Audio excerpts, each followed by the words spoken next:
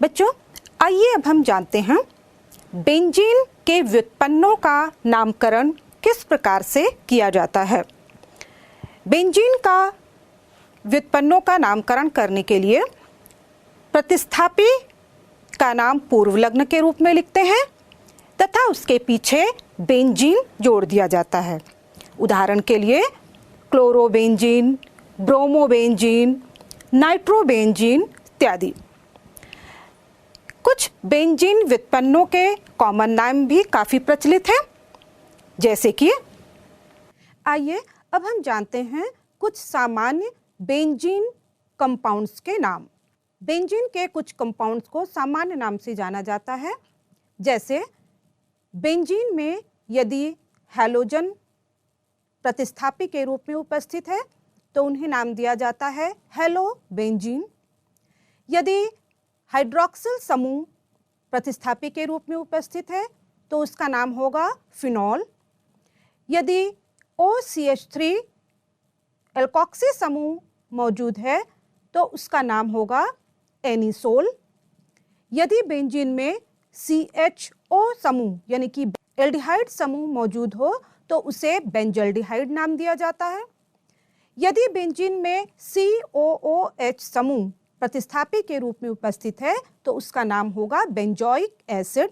यदि एक कीटोनिक समूह C डबल बॉन्ड O से दो बेंजीन रिंग जुड़ी हुई हो तो इसे नाम दिया जाता है बेंजोफिनोन। इसी तरह से यदि बेंजीन में cyanide C triple bond N मौजूद हो तो इसे नाम दिया जाता है बेंजोनाइट्राइल। यदि बेंजीन में CH3 समूह मौजूद हो तो उसे टालुइन कहा जाता है। यदि बेंजीन में NH2 समूह प्रतिस्थापी के रूप में है तो उसे एनिलीन नाम दिया जाता है। इसी तरह से यदि बेंजीन में NO2 नाइट्रो समूह है तो उसे नाइट्रोबेंजीन कहते हैं। बेंजीन में यदि COCH3 समूह उपस्थित है तो इसे एसीटोफिनोन नाम दिया जाता है।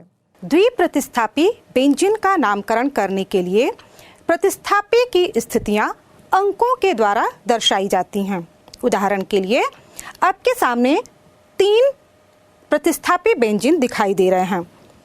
पहले वाले उदाहरण में आप देख रहे हैं कि 2 ब्रोमो पास पास वाले कार्बन पर उपस्थित हैं, तो इसका नाम होगा 1,2 डाइब्रोमो बेंजीन। दूसरे उदाहरण में आप देख रहे हैं कि बेंजीन एक अंतर के कार्बन पर उपस्थित हैं, तो इनका नाम होगा 1,3 डाइब्रोमो बेंजीन। इसी तरह आप देख रहे हैं कि तीसरे उदाहरण में ब्रोमीन जो है वह एक पहले स्थान पर और दूसरा चौथे स्थान पर यानी कि 2 कार्बन के अंतर पर उपस्थित है, तो इसका नाम होगा 1,4 डाइब्रोमो बेंजीन। बच्चों, कॉमन नाम लिखते समय इन प्रतिस्थापियों के स्थिति के लिए आर्थो, मेटा और पैरा नाम दिया जाता है। यानी कि प्रतिस्थापी यदि पास पास वाले कार्बन पर उपस्थित हो, जैसे कि 1,2 या 1,6 कार्बन पर उपस्थित हो तो उसे आर्थो प्रतिस्थापी कहते हैं।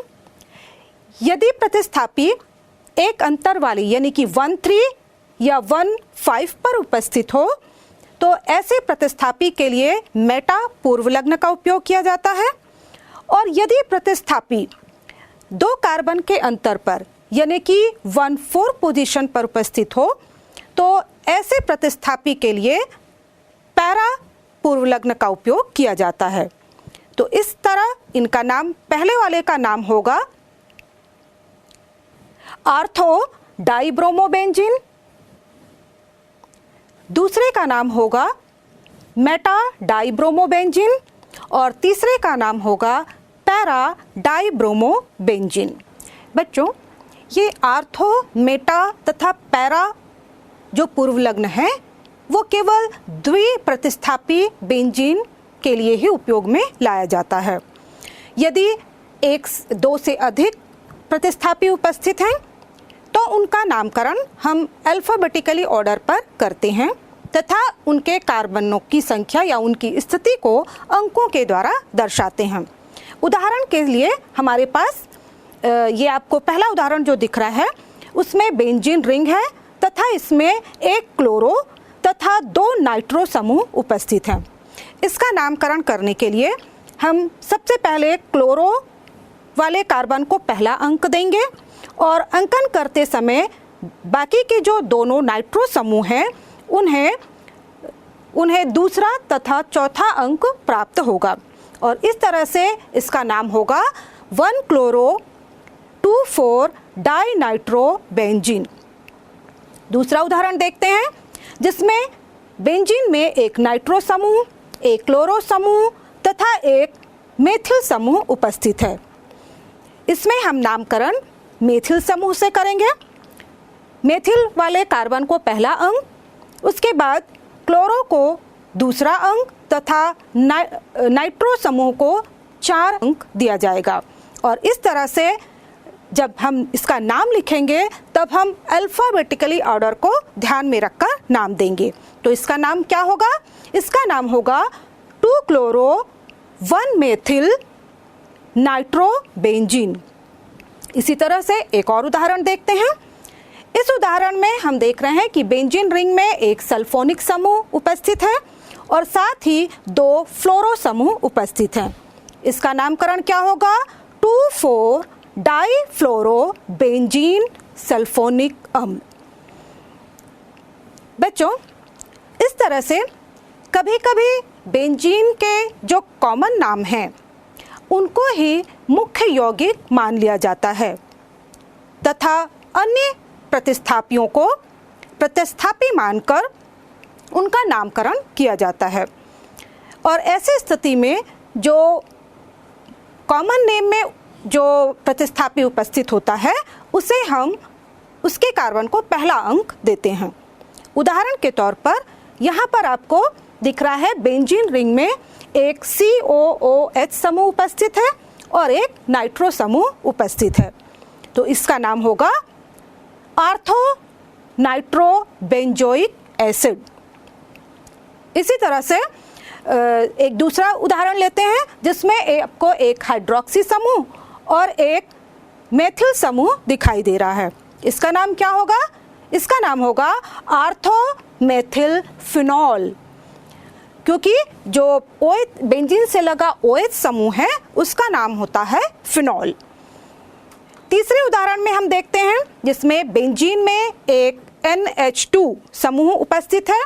बेंजीन में जब NH2 समूह प्रतिस्थापी के रूप में जुड़ा होता है तो इसका कॉमन नाम होता है एनिलीन। इसके अलावा इसमें आप देखिए एक मेथिल समूह और एक एथिल समूह जुड़ा हुआ है। तो इस तरह से इस यौगिक का नाम क्या होगा? 4 इथाइल 2 मिथाइल एनिलीन। इसके अलावा बच्चों पुनः एक बार जैसे कि हमने चक्रीय साइक्लिक कंपाउंड के नामकरण के समय देखा था, यदि चक्रीय संरचना यानी कि बेंजीन रिंग से जुड़े हुए प्रतिस्थापी समूह में कार्बनों की संख्या ज़्यादा हो या फिर प्रतिस्थापी जो कार्बनिक श्रृंखला है या एल्काइल समूह है उसमें कोई क्रियात्मक समूह उपस्थित हो, उस समय हम बेंजीन रिंग को प्रतिस्थापी मानकर उसे फिनाइल के रूप में नाम देते हैं। उदाहरण के तौर पर यहाँ पर हम देख रहे हैं कि बेंजीन से जुड़ा हुआ जो कार्बन श्रृंखला है उसमें 7 कार्बन हैं, जबकि बेंजीन में 6 कार्बन होते हैं। तो इस तरह इस यौगिक का नाम होगा 2-फिनाइल हेप्टेन। इसी तरह से एक अन्य उदाहरण हम देख रहे हैं जिसमें बेंजीन रिंग के साथ जो एल्काइल श्रृंखला जुड़ी हुई है उसमें द्विबंध उपस्थित है। अतः यहाँ पर भी जो फिनाइल समूह है बेंजीन है उसे फिनाइल मूलक के रूप में लिखा जाएगा और इसका नाम होगा 2-मिथाइल 1-फिनाइल प्रोपीन। तो इस तरह से बच्चों सारे नियमों का ध्यान रखते हुए हम कार्बनिक यौगिकों का नामकरण कर सकते हैं। आपने सभी यौगिकों के नामकरण के नियम जान लिए हैं। अब आप जितना ज़्यादा इनके नाम का अभ्यास करेंगे उतना आप इसे सीख पाएंगे।